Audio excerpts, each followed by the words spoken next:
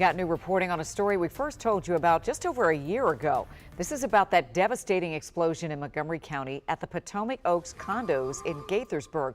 The blast from it all forced people out of their homes, and a year later, some are still living elsewhere, trying to get answers.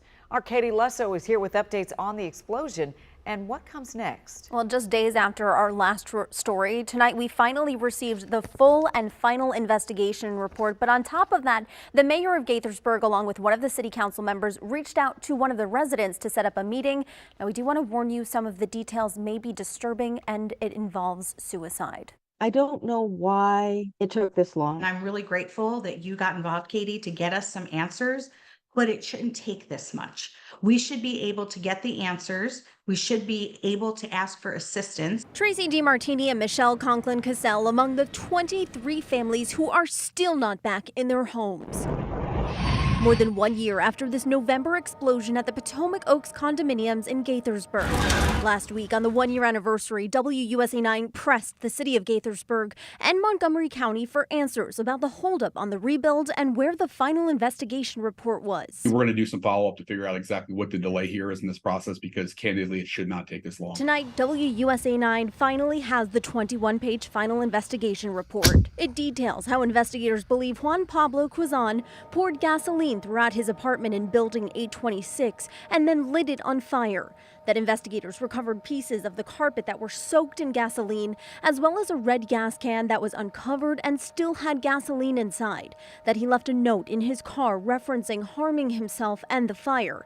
It also reveals that he had been struggling with his mental health and had a hoarding disorder, one that Montgomery County had been called to deal with in the past. Why didn't anyone attempt to get him hospitalized or get him medicine? She says she has sympathy for his family, but there needs to be accountability, and releasing this report is just one step. 23 families are trying to figure out how to pay rent, mortgage, condo fees, and hold on to what little property they had left. Such an insult. It's such a slap in the face. It's absolutely inexcusable for the county and the city to let us go this long without any answers.